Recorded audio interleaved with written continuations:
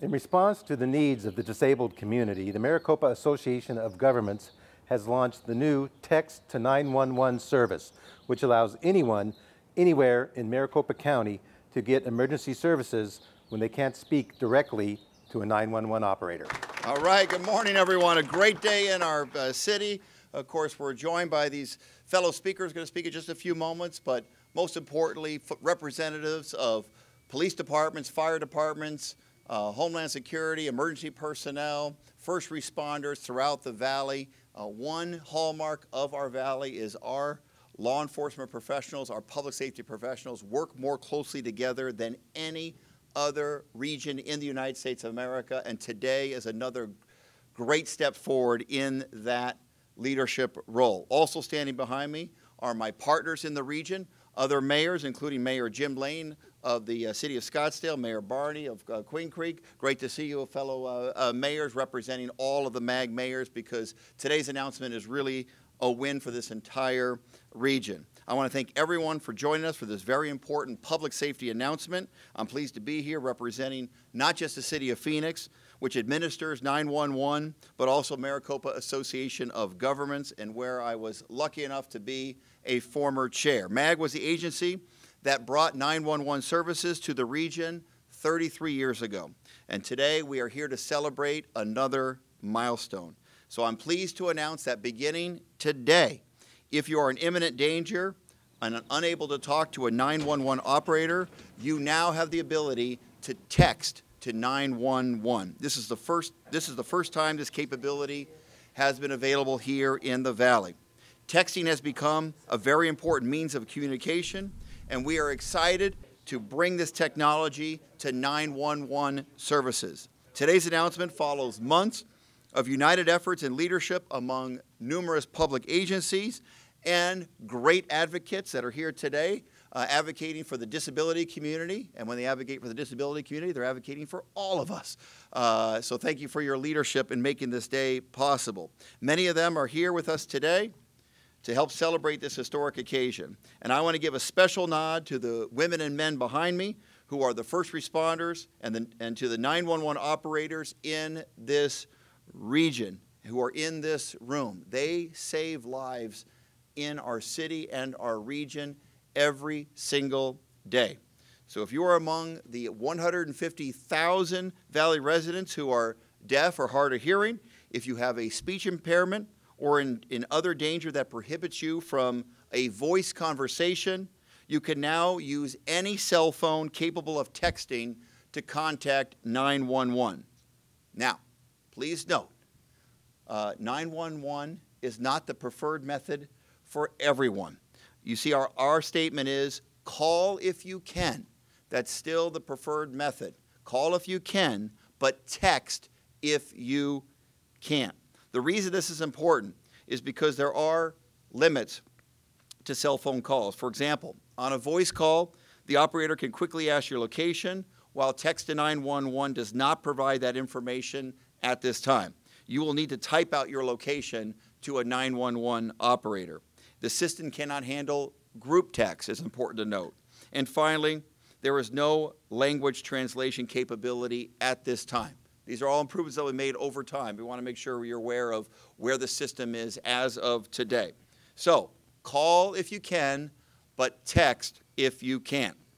In a moment, you're going to hear from representatives of our disability community. And I want to personally thank the Arizona Center for Disability Law and the National Association for the Deaf for their tireless advocacy for people with disabilities and for working with us to make today's announcement happen. We began working together on this issue because we all had the same goal: to ensure that people with disabilities had the same opportunity to connect with law enforcement as everyone else. This is a valuable tool to allow emergency responders to interact with people with disabilities or who are in situations that are too dangerous to make a call to 911. Today's launch means that anyone can send a text, who can send a text can communicate in an emergency, any emergency. For example, this capability can be useful to anyone who can't speak out loud without putting themselves in danger, such as a homeowner, hiding in a closet from a burglar, or a domestic violence victim who doesn't want an abuser to overhear their 911 call. Think about an active shooter situation where people are trying to contact rescuers without announcing their location. I would like to conclude by thanking the MAG Regional Council for approving the purchase of this important text to 911 system. This purchase took place in August, and public safety call center personnel have been trained over the past several months to make this day possible. Several MAG committees have been tireless in these efforts, and I want to thank the members of the MAG 911 oversight team, including Chair John Laughlin, who was with us here today. John, thank you. I also want to recognize the members of the Public Safety Answering Point Managers Group and Chair Michelle Ports for their efforts. Thank you, Michelle, for your leadership. The City of Phoenix is responsible for administering Maricopa Region 911, which oversees 26 911 call centers in our region. I would like to acknowledge Liz Graber, who is the administrator for that program. Liz, I don't know where she is, but Liz, without you, she's in the back, being humble as always. But Liz, thank you for your continued efforts to improve the safety of our region. Today would not be possible without your leadership. Liz has been working diligently with every single one of the public safety answering points or call centers to test the software, and we are proud to say that the tests have been successful. We do want to assure you that the system works and is in effect today as we speak. Please do not test it out. The system is live and is working right now. Now, we've mentioned a lot of people already, but next I'd like to introduce Asim Dietrich, Arizona Center for Disability Law. They were the ones that their advocacy, probably more than anyone else, has made this day possible. Asim. Please, Mike.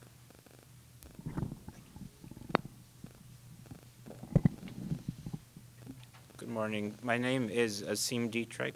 I'm a staff attorney at the Arizona Center for Disability Law. And the center, as well as the National Association for the Deaf, would like to thank Maricopa Region 911 for collaborating with us to make this day possible. Text to 911 will allow people with disabilities to independently and effectively communicate with emergency services and get the help that they need. This system will also allow people with disabilities to obtain emergency help for other members of the community. So this system will increase access for people with disabilities as well as allow them to be good citizens and obtain help for others.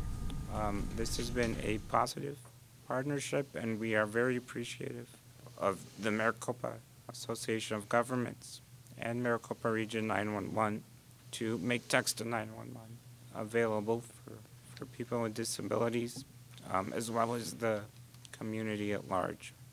This has been a very positive partnership, and it has resulted in improved access and a more effective communication for the disability community. Thank you. So now I'm going to introduce a member of the disability community that was also given the opportunity to test the text 911 system and verify that it works. This is Norbert Enos, and he's going to say a few words. Good morning. My name is Norbert Enos. I live in the city of Surprise. I greatly appreciate that these individuals and others in the audience today have worked to establish text to 911. It has been a great opportunity for us to finally have access that has hitherto not been available.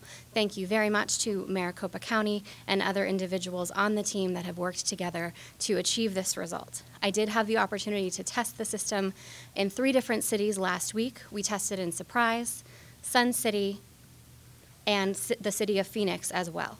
I was able to text to the system, and I got a very quick reply. Communication was very smooth, and everyone involved has done a beautiful job. We're very grateful for that. I do live in the Sun City Grand community, where there are over 50 deaf senior citizens. The entire community is very thrilled to have access to this new 911 system.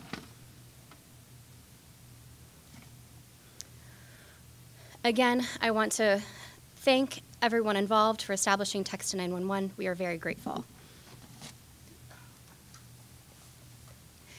And now I would like to introduce the next speaker, Terry Guy.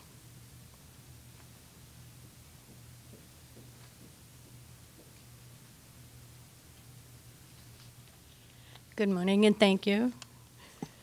I would like to thank the Maricopa Region 911 and the Maricopa Association of Governments for making a great and positive partnership to implement the Call If You Can, Text If You Can't system in Arizona. It sends a powerful message of empowerment to hard of hearing, deaf, speech-impaired persons, and persons who may find themselves in imminent danger where silence can mean safety. As a speaking deaf individual, this will allow me to reach out for services and know that the first responders will receive the correct information and respond. Again, I say thank you. This is an amazing, wonderful implementation of a service to help all. And now I believe Mayor would like to close out with some more statements. Thank you. All right, thank you, Terry and Norbert and Asim, for your leadership. Again, you really brought this to our attention, the need to move forward with this more than anyone else. And because we were able to move forward here today, our community will be a safer place as a result.